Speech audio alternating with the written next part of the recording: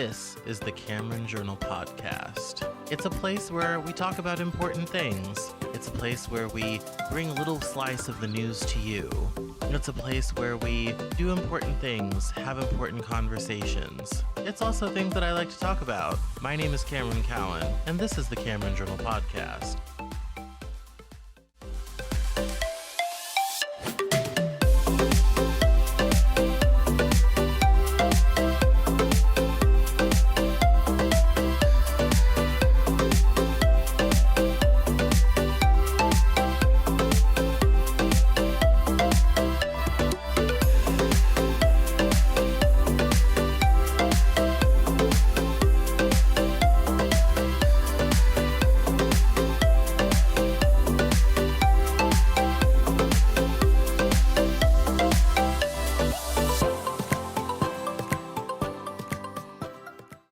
Today on the Cameron Journal Podcast, we are doing the final episode of our 6-part series on all things fashion. It has been such a journey. I think we have discussed fashion from soup to nuts, from thread and world trade and major moving events to how things change over time, traditions, culture. It has been a tour de force.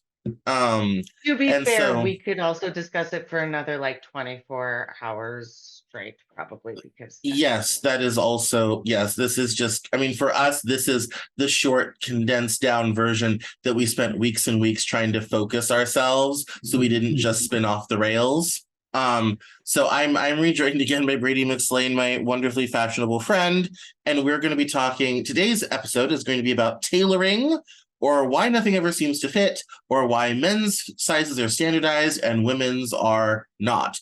So, if you have ever broken down crying in a fitting room at a store, not that we know anything about that, or you have wondered why you're one size at one store and something completely irrelevant at the next, this episode is for you. Because we're going to break it down from an insider's perspective on the how and why of why that is the way it is. And we are both very familiar with this because Brady had her own collection for a long time and dealt with sizing and sizes and production and all that type of thing, which is very complicated. And even more so when your basement is filled with boxes of clothes. And which has definitely been her life, and then it's also something where when it comes, even as clothing buyers, people who've owned a shop as we have, and all this type of thing, trying to get people into things that were too big, that were too small, need to be let out, taken in, all this type of thing.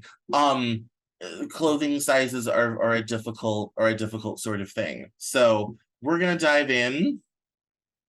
And one of the things that people always notice when we get into this topic is every year at the big award shows or the Met Gala or other exclusive celebrity events, all these people come in and you have all these designers and they show their best work and it's all put on obviously conventionally attractive people, and most people notice that everything fits really, really well. And then people thinking they can look like that trundle down to the store or trundle to the app these days, and they try to go buy that thing, and it never seems to fit as well on them as it looked like it fit in the pictures that they saw at the show. And most of the time with those kinds of things, a lot of times, so for the runway, a designer makes it. A lot of times the ones you're buying are a knockoff of what it looked like. So you're seeing the pictures of what it looked like, but what you get. Well, and let's also remember, fashion comes in 3 major categories. Haute couture, which is entirely custom. There's one of it. Mm-hmm. That's runway, mostly. Yeah. Bespoke, which is semi-custom. You see this a lot in men's suiting, where you'll pick out a fabric when it comes from a standardized pattern, but it's tailored to you. That's bespoke. And then you have off the rack or off the peg, which is mass-produced fashion that you'll find in most stores. Yeah. each kind of layer down you go, the less tailoring there is, the less well to your individual body things will fit. Yes. Yes. And so one of the real key, and I'll just say this at the very beginning, the key to having clothing fit you, your body specifically, very well, the way the celebrities have it, is tailoring. This Yeah. is Brady's whole business. This is what she does all day, That's what I every do for a day. living. Yep. I have so And many when dresses we right had when we had the shop, we were able to sell a lot more clothes because we had, thanks to Brady, in-house alterations, including the little Asian lady who bought a dress that was a size 8 and needed it brought down to a size 2. And Yep. I'm taking we made that happen for her. I don't know how we did it to this very day, but we did. And, I've taken a wedding dress from a size 14 to a size 4 that's a before. lot. Yeah. But she looked That's gorgeous in it. So yeah. we were great. Yeah, I mean, and so, but there's lots of small, things along the way where everybody's body is different and unique. And before Because yeah, that's one of the biggest things people need to, everybody needs to learn and accept that all of our bodies are different and unique and beautiful. So just because something says a certain size, or just because this was measured for you, or just because, like, that doesn't mean it's always going to be right for you no, until we make it right, or I yes, make it right. yes, that is, I mean, it's right at the front end. Like, that's the big difference between what you see there and that's even on the runway. People forget those clothes are barely finished. Okay. A lot of them don't have fastenings, zippers, buttons not present. A lot of those girls get sewn into those dresses and cut out of them when the show is over. Brady and I have done that. I We mean, have sewn people into things and yeah, cut people out of things. we cut somebody out of a nose ring situation with a switchblade one time because that was the only way to get her out of the dress. Yes. Yes, that was a lot. And very painful, as I They're not recall. ready wear though. Like that's not. No, that was a one of one. Yeah. Yeah, you don't runway gear runway clothes are not ready wear. They are artistic pieces Yes. that And are beautiful and lovely, yeah, but if you not see it on a practical. cheap website, don't. Well, and I think one of the things that I think is really hard about this, while we're on this subject, some of the things that get put on runways garners a lot of criticism from the everyday person on the street. Who would ever wear that? Where is fashion going? This makes no sense. Why would they ever do that? And it's like, here's the thing, and I try to explain this. Haute couture runway fashion is like R&D at a pharmaceutical company or an automaker. Nobody wants to go buy groceries in an F1 car. But the technology that makes an F1 car really great will eventually make it into a production model that you do want to go to the grocery store in. Like when cars switched from carburetors to fuel injectors, that happened first in racing for about 10 years Yeah. Well, you before also have to it hit regular realize that cars. there is a very big difference between what we use as fashion and what we use as runway clothing. Because the runway clothing gets us started. It's art. It is beauty. It is art. It is like the painting on your wall. That's Yep. what it is. And then it gets turned into something you can wear that's not so artistic as the painting on the wall. Well, and the So, things and the big companies, the Gucci's, the Versace's, the Louis Vuittons, mhm, they have separate fashion shows for that. You can yeah, go onto YouTube and find a ready-to-wear show, for spring, winter, summer, for fall, ready to wear and it clothes. is not nearly as insane. Some of the No. prints get out of control, but the styles are not nearly as insane because they're already made for mass production. Those clothes are ready to hit store shelves for people to actually wear them and be able to sit down in their car and drive away with them. Like it's a total game changer. That's one of the cool things. There's this fashion show on Amazon with Heidi Klum and Peter Gunn. And because it's Amazon, what they do is they film the whole show, and then whoever wins that week, you can buy the collection on Amazon that you just saw on the show. Oh yeah, I've heard about that. Yeah, I only watched one season of it, but it's a pretty cool show. And so in the show, they have a runway look and then a ready-to-wear look that immediately goes into production through Amazon. Yeah. And so it really forces designers to be both artistic and practical at the same time.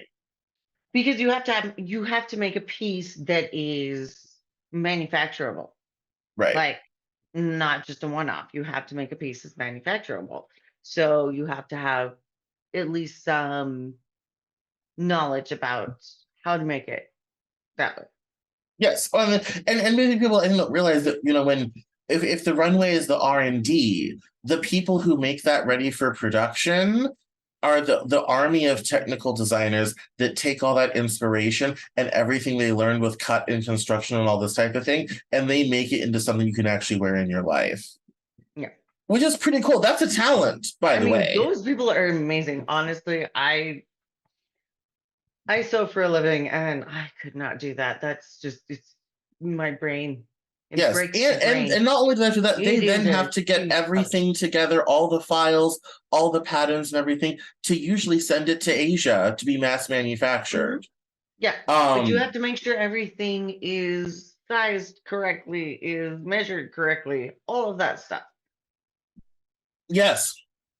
So that is kind of one of the big things about fashion that people forget. But I want to say that one of the things when it comes to why nothing fits right and why sizes are the way they are has a lot to do with ready-to-wear clothing being a fairly recent invention. So before ready-to-wear, in the beginning, before ready-to-wear, all clothing was individually made for that person, either by a family member or a local seamstress. If you were royalty or nobility, you would have your own personal seamstress or designer to make custom-made clothing for you that would be made to your exact requirements and tailored to your exact body. So, like, Queen Elizabeth I, everything she wore was haute couture. Hell, Queen Elizabeth II, everything she wore was haute couture. Like, everything was, like, perfect. I mean, Queen Elizabeth II had a woman hired to break in her shoes for her, okay? This is what you get when you're the royalty.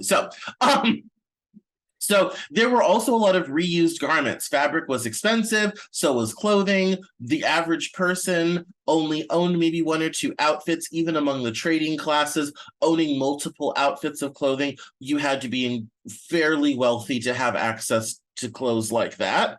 And there's a long time where people just you'd only have one set of clothing. Yes. For your entire life. Yeah, I mean that was true well into the pre-modern age. The advent of manufacturing made that a little bit easier. The advent of more inexpensive fiber changed that. That was the beginning of our run up into industrialization. And what industrialization gave us with the cotton gin, the power loom, and the sewing machine, which was the most crucial of the three of those, is you then could have clothing that was pre-sewn and ready to wear right at that moment. No more made to measure. No more, I mean, you used to go in the mid-19th century, when you wanted new clothing, you would go to the store, like a Harrods or Au Temps in Paris, and you would go to the ladies of the men's department and you would select your fabric, your buttons, all this type of thing. They would measure, you would select the style from a book. Models to show you what it was going to look like. And that was true well into the 20th century. They used to have live models would come out to show the clothing to prospective buyers. And so you'd have a book of literally a job. Yes, for a it was a while. whole job. Yes. And you would have a book of styles, like in a department store, it was bespoke. So you'd have a book of styles, you would select your fabric, you'd select your buttons, your fasteners, all this type of thing. They would Mhm. measure you. You would go away and then they would send it to you later. Before department stores, you would go to a tailor, a milliner, separate. These are separate things. You would go to the tailor, the milliner, all this type of thing, and you would select Or your your mom. materials. Yes, yeah, exactly. Or if you're my grandma who grew up in Eastern Colorado, it was your mother and a sewing machine and fabric from the J.C. I Penney mean, and Ray, and that yes, that's how I am doing what I'm doing now, is because I grew up with my mom and my grandmother sewing. yes. No, that was I grew up that way too. I didn't have like store-bought clothing until high school when my grandma died. I still have pictures of all the shirts my grandma used to make. And for longtime readers and listeners of my show, if you go on Instagram, I have pictures of my little teddy bears and they wear little clothes. My grandma made those when I was a child, and they're still with us. And and if anything ever goes wrong, Brady's gonna have a very tiny tailoring job. But Don't worry, I'll take so care of it.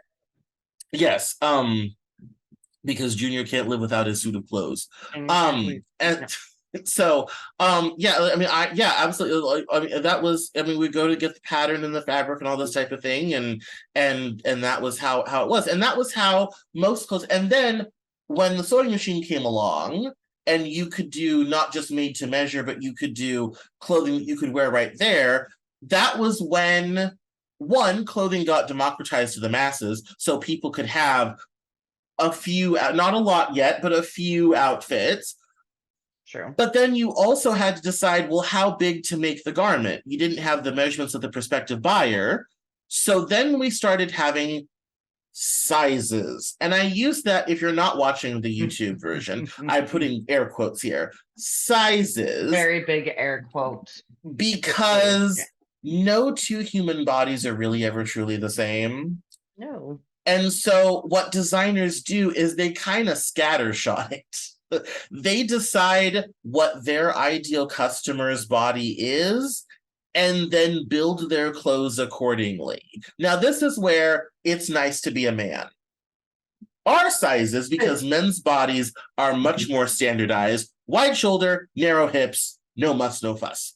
No, but the other reason why it's nice to be a man is because most of men's sizing, at least in America and Europe, are done by measurement. So your size is your waist measurement, your length, Neck, yeah, your yeah, neck, your shoulders. right. And Whereas it's for not so much women, for it's men. literally a creative decision. And so if you go into a brand, as a woman, if you go into a brand and your body isn't the body type they chose to make clothes for, you may want to shoot them. And that's an entirely valid reaction, by the way.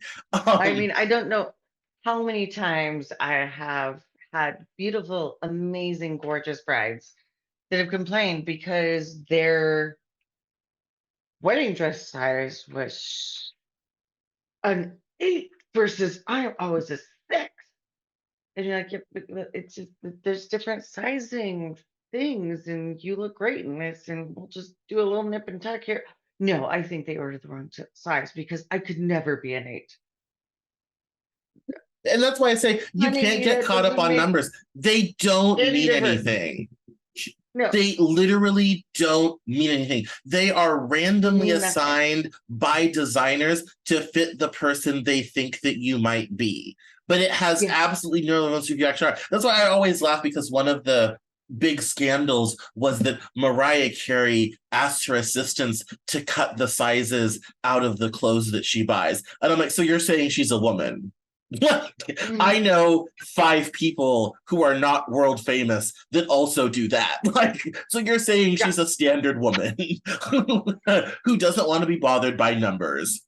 by Where's the numbers, because scandal? Like, the numbers, especially in women's clothing, especially like the numbers don't matter. It is literally an arbitrary thing. The designers decide. There is no yes, measurements. There is no nothing to this. This is just the designer's like, okay, well, let's see if we go up 2 inches, we'll call it a 16 now. Like, there's no standard. No. So it, which also works well into demoralizing women about their image, which I think is Yes, a different and the conversation. sad thing is this varies wildly by brand. So you'll have these women that be kind of like, "Yeah, this is all fake because will go buy four different pairs of jeans from four different places, and they're all different sizes." Well, yeah, what body style were they designing those jeans for? Yeah. You And know, that's another big thing with not just women's bodies, but men's bodies as well. Men's is a little bit easier because most of men's wear is a little bit more loose and leisurely. and but don't be too Um, tall. Trust me. yeah, I'm sure. um, but there's so much of that where it's like, okay, so does my waist come in here or does it come in down here? Or are my hips bigger than my thighs? Are my thighs bigger than my hips? Like all of our bodies are so different. And there's so much turmoil that goes along with shopping because I know most people don't like clothing shopping. They don't like shopping for clothes because everybody's bodies are different Well, and and they're even not on the always going to be men's designed. side, men's sizing was decided by a bunch of people to make uniforms for the Civil War. And for better or for worse, all of men's sizing is based on an Irishman weighing about 140 pounds who's between about 5'4" and 5'8". Hmm. Um, that is the basis of all of men's sizing is for that. Like that was the start of it. So if you are tall, if you don't have a wide shoulders, narrow waist type of body, which I never have, all this type of thing. Buying menswear can be out. Now, to your point, it's a little bit easier because menswear tends to not be as tightly tailored to the body and all this type of thing. So you have a little room for flexibility, which is convenient.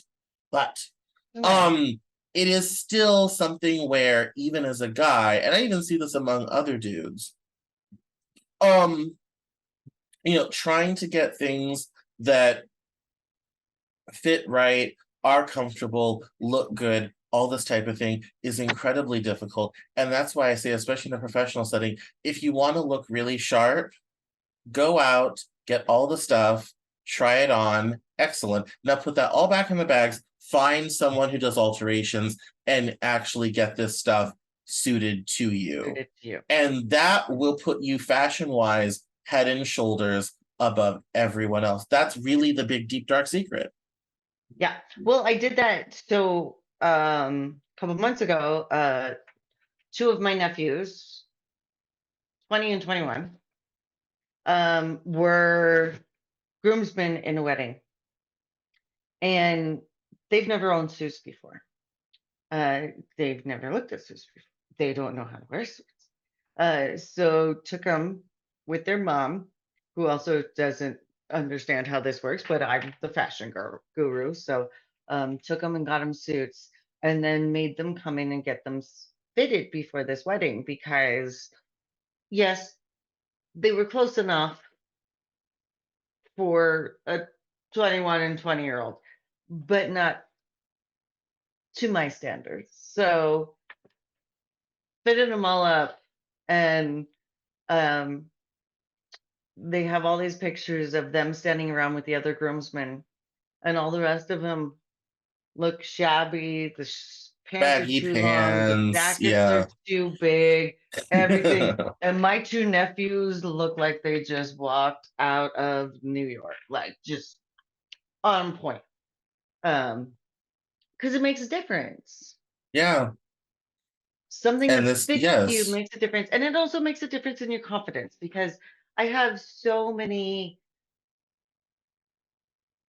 older women that come to me as clients and they'll bring me these beautiful things that are like, I got this in Paris in 1972, but I've never been able to wear it since I was younger. And I can make it fit them. And they'll just get so excited because all these beautiful, amazing pieces because fashion is so much a part of yourself that you pick up things, places that you want to have them forever. And I can make them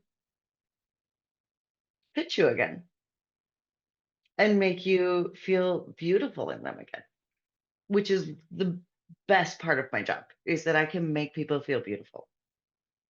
Yes, and that I always, in my forays into styling and all that type of thing, I think that was one of the most fun parts for me was um in the ladies section, because I had a lovely elderly client who I did styling for, and we got her some great stuff. Um but even in the men's section, how many male customers didn't realize they could look that good until Hmm. we put them in a Versace jacket, tailored it down, and was kind of like, yeah, you could look like this every day. Like this is Yeah, like seriously. this, yeah, sort of thing. And it's kind of funny because I had it in the notes, like once Ready to Make came into production, it was easier for the common man to get something that worked for everyone. The unfortunate side effect was that in just a few generations, people got used to not understanding the importance of properly fit clothing.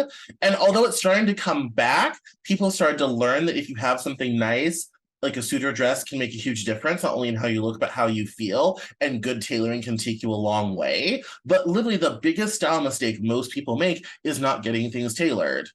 And Hmm. oftentimes and we've talked about this, the only time usually people really get stuff tailored anymore is for bridal. And that's when you come in. That's literally. So you get brides who've never had tailoring before, Yeah. grooms who've never had anything tailored before, all this type of thing. Because that's one of the few times we actually spend the money because the clothes are so expensive. It seems worth it. The only time we spend the money to do it anymore. Yeah. And honestly, I mean, I can't speak for everywhere because I haven't done the research on that. But honestly, for just your day to day, like pretty dress or suit jacket or a vest or something like that, it's not that expensive to get it to look so much better on you than what it looks like straight off the rack.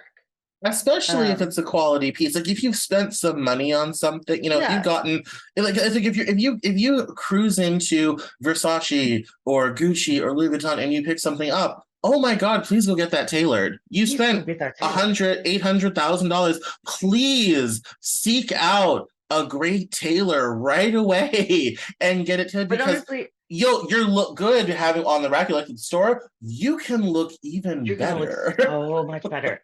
And honestly, I also have a lot of friends that like to shop for vintage clothing. I mean, this is also vintage, um, vintage clothing. And it's like, yeah, you could just wear it as is, but also if you're picking out a beautiful piece that you love, even if you found it at the thrift store for 20 bucks, it's worth another 20 to make it Yeah, look perfect on you absolutely. and to make you feel Absolutely. beautiful. And that's why I say it's the biggest style mistake that people make. And there's a couple great Twitter accounts that cover this. And one of them is called Derek Guy, and he analyzes fine suit tailoring. And he does really fun ones. Like he did an analysis of suit tailoring for the recent G20, or not the G20, the NATO summit. And he was Oh, talking about how like President Biden's suit wasn't necessarily fitted that well, but compared to all the other leaders, he was the only one that didn't have fabric gathering around his ankles. The pants actually stopped at the shoe like they're supposed to, sort of thing. hmm. And there was also a great discussion about, and actually, the tailor got on the thread, and you would expect this, King Philippe VI of Spain, and how his and the actual so the son of the guy who does the tailoring for His Majesty the King Philippe of Spain got on the Twitter thread and talked about how they use tools so that the lapel rolls off the chest right, and all this ironing and tailoring and structure so that the suit looks a very certain and particular way. And I'm like, of course they're European. They would take the time. Of It was course. all, but there was stuff that they did I didn't know. I didn't know that when you iron, you should put something round so that the jacket rolls correctly, and that's a whole thing. I mean, I was learning stuff, and I thought I knew everything there was to know about this Well, subject. I was learning something kind of like, well, the King's tailor would know stuff, so I should. I'm taking right. notes. Like, It's like as much as like I love doing bridal and I love doing wedding dresses and I love doing just everybody's random shit. But men's suits, I will still to this day, after doing this for 11 plus years, I'd rather do a wedding gown than a men's suit, fitting wise, because they are just so much more particular. Not the yes, men, the suits. Um, wedding yeah. dresses I find easier because there's not so many things to line up and to make sure are No, and absolutely there's even like how the jacket comes down, down the stomach and to the hips. That area of the jacket's called the quarters. You actually can, mhm. literally, I didn't realize this. You can change the whole profile of the suit depending on how the bottom of the jacket curves. And they showed how, because King Philippe is very tall, he's like 6'4" or something. They make him not necessarily seem shorter, but more neat in appearance by keeping the quarters very short. So they don't let them big, so it doesn't look the suit doesn't look baggy. They keep it very lean and have this silhouette by how they cut the bottom of the jacket. I had no idea till the King's Yeah. tailor came onto the Twitter thread, and I was fascinated, by all of this. We kind of like, well, the next time I get a made to measure suit, I have some new requirements that I'm going to need to put in about. And so, I mean, I um, told you before, my grandfather on my dad's side, not when I learned to sew from, but was a tailor, had his own tailoring shop. His father was also a tailor. Didn't learn how to sew from either of those, but I have some of his suits, and you've seen them, like I have, yes. the detail, the amount of Yeah, like hand sewn loops, buttonholes. I mean, like yeah. he was an artist, and I've been doing this for a long time, and I'm probably never going to be that perfect. Yeah, no, it's no, that it is it's a whole world. And it's funny because you have people, and this is where you get into matters of taste. You have someone like Rishi Sunak, the Prime Minister of Great Britain, who is stupidly wealthy, but his suit is poorly fit, which is sad because he number 10 Downing Street, where the Prime Minister lived, is 3 blocks over from Savile Row, which is the best tailoring center of the world. Like he could walk and get a better fit suit and just hasn't made the trip. Like, Yeah. And Savile Row, to keep in mind, if you don't know Savile Row is, that's the men's clothing street. Before we had department stores, if you wanted a suit of clothes in London, you went to Savile Row. This place is where Alexander McQueen apprenticed, if you want to understand the caliber at which Savile Row works. One of the best designers of our time got his start with these people.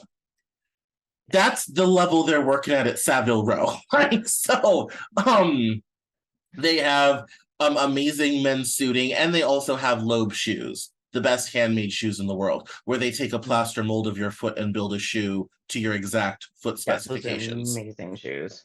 Yeah, the best shoes I ever saw. I used to work for a guy who was from Germany. They came over after the war, and before they left, one of his father's cousins made them all shoes, handmade shoes, German leather shoes. Those shoes were made in 1955. You'd never know it. They look new. They look like they took them out of the box yesterday. And I mean, every single nail is hand hammered, every single stitch hand done. The leather, I'm sure, came from some very happy cow in Bavaria who lived a wonderful life. And I mean, just wonderful stuff, and still perfectly wearable to this day. The shoes are 60 years old, and they are exquisite. Yeah. And very small, though, because they're very small people. They were malnourished from the war. Very small. Yeah. But, it's, Also history, like older people, it's the yes. thing. Yeah, no, I mean Peter at 70 years old was only 5'3". So and you can, it's always funny, you can tell his younger brother Robert was born in Germany and they left when he was 2, and Robert is 6'1". That's fortified foods. Yeah. Yeah, his oldest brother Horace is only 5 foot. Peter's like 5'2", and then all the sisters. I met his whole family. All the sisters are short, and then Robert, the youngest, that grew up in America with fortified food, 6 foot. So that's fortified foods for you, I folks. got to eat. Exactly. And he also was born after the war and didn't grow up while we were bombing them. That really helped. That does help. I feel like that would stunt the Yeah. growth. Because That's meanwhile, my boss was born in Poland, 10 miles from Treblinka. So that, ooh. yeah, he was born in a town called Lublin in Poland, and it was the town nearest Treblinka. So like when he was born, there Mm, were Jews being cremated in ovens just down the road. mm. And so to say there wasn't a lot of food around, which is why he's only 5'2". But long story long to say, the shoes he was sent to America with were wonderfully exquisite and beautiful and amazing. And they just don't have workmanship like that. It's too expensive now. No one can afford Well, yeah, that because now. I mean, that's one of those things I try and explain to like some of the people that come to me and are like, "Hey, so can you just make me a custom gown? Because I really don't want to spend $1,000 on a custom on a gown from a bridal shop. I only spend like 200, but for the same dress." And I'm like, No. "Okay, so I do understand the overhead. However, I don't have the access to major manufacturing. I sew things myself. You do realize that my time and the amount of money we're gonna have to spend on the fabric is gonna be more than that. Like Yeah, well, just because you don't have having it economies of scale. And that's custom made doesn't make it yes. cheaper. Well, and that's the thing about ready-to-wear clothing and what was so revolutionary and how the Industrial Revolution made it possible is you were able to access economies of scale. So like when you have, even something like a t-shirt, which I went low rent today, I just did a t-shirt and some accessories, but something like this, when they buy this fabric, they buy hundreds of, sometimes thousands of yards of it. Yes. The same color, dye, all And this type of then thing from the mill, they cut it all out at the right same time. They sew Yes. it all at the same time. Like Yes, this and a is lot of it is that's what ready piecework wear and means is that yes. it's And so all you get done. yeah, and you get economies of scale that just isn't available for something, bespoke. That obviously, I mean, bespoke Yeah. can come from a standardized pattern, but it doesn't have the economy of scale. And if you want something truly custom, that's one of one. So no scale, sort of Mhm. thing. Um, And it's not going to but be cheaper for you to have it made no, no, in fact, it'll be much more by expensive. anyone in America than buying one from a store, unfortunately. Yeah, and the age of fast fashion has made that worse. I have some notes on cut and construction that seem prescient at this moment. um Okay. Speaking of economies of scale and cost cutting, it says here one of the big problems with modern fashion is all the cost cutting. We own more clothes than ever before thanks to cheap labor overseas, but the quality of the fabric is poor. I think shine, but also how it's cut and sewn. These days it's all about keeping costs low. It wasn't that long ago that department stores, even J.C. Penney, offered in-store tailoring. Cut and construction is what affects sizing the most. There's only so much fabric in a garment, and the pieces are only so big. According to designer Jean-Paul Gaultier, every time you cut a fabric, you change its character. Which is, if you want further listening on this topic, there's a great documentary, two great documentaries. One is called the September issue, which is about Vogue September issue with Anna Wintour. The other one is called The First Monday in May, which is how they do the Met Gala. And they followed how they did the 2014 Met Gala, which was China Through the Looking Glass. And for fashion nerds, it's one of the last things Karl Lagerfeld did before he died. So if you want to see like one of the last big interviews Karl Lagerfeld ever did, who was the last person to know Coco Chanel personally, and he talks about that. First Monday in May, go watch. It's on Amazon Prime and others. It's on a variety of services. It's service agnostic. You might even be able to find it for free on YouTube. I haven't looked. And Gaultier talks in there how every time you cut a fabric, you change its character and how it is and how you are with it. And that's even as something pedantic as ready to wear, that's still true.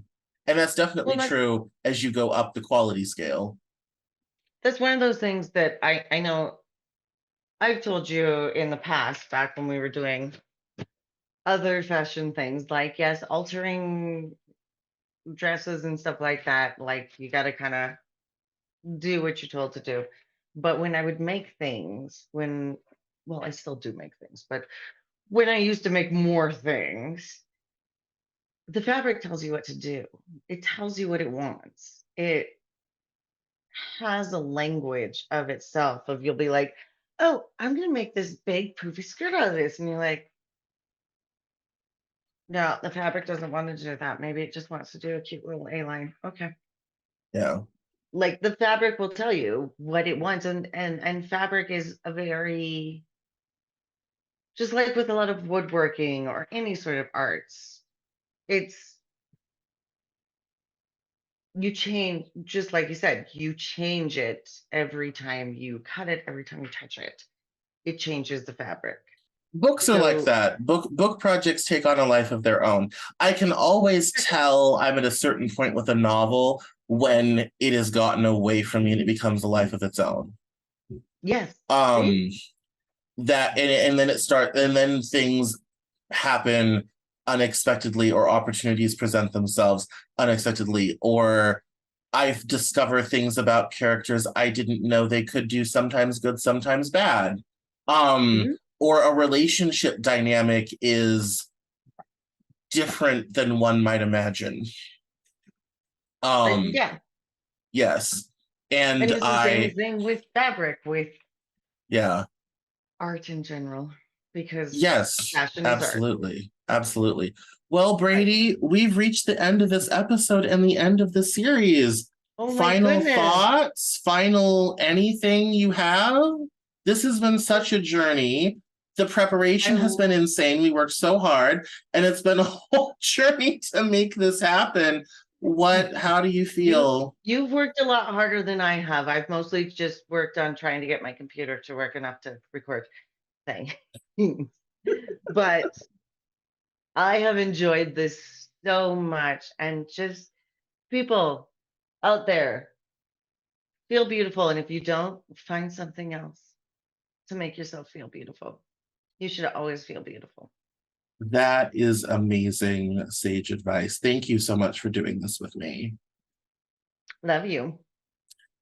All right, everybody. If you, like I said, if you want some more, if you've loved this and you are sad that we're leaving you and you want more, go check out the September issue, or the first Monday in May. Those are both really great fashion documentaries.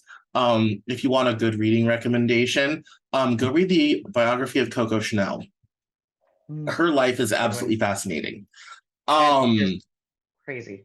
yes, and also another one is his Yves Saint Laurent's boyfriend Pierre Bruges, whom we have met. We didn't get into all that, but we've met him. We know him, and So sweet. all this type of thing. He has written a great book about his late partner, YSL, who died in 2002.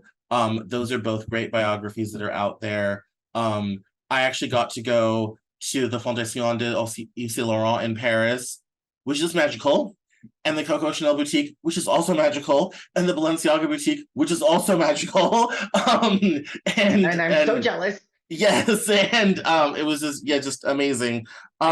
Those are all great things if you want to keep the fashion conversation going. If you have feedback, things you want to tell me, all this type of thing, you can catch me on Twitter at Cameron Cowan, Instagram, same handle, Facebook.com/Cameron L. Cowan, or also on Pinterest as well, where I've done lots of great pins. I do pins for all my book projects, and I just did one for a Sweetgrass Saga, which takes place in the Antebellum South. So if you want lots of hoop skirts and weird designs, have I got a Pinterest board for you?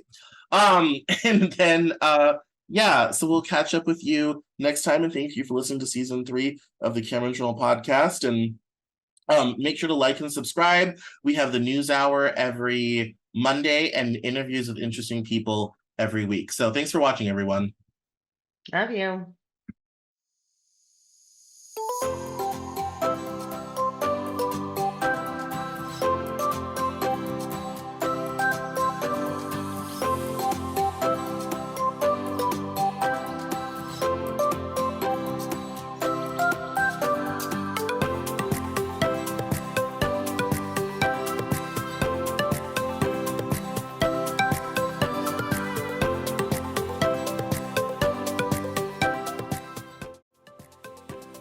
That's all for this episode of the Cameron Journal podcast. Thank you so much for listening. Visit us online at CameronJournal.com. We're on Facebook, Twitter, and Instagram. And I love to talk to my followers and listeners, so please feel free to get us on social media at Cameron Cowan on Twitter. And we'll see you next time on the Cameron Journal podcast.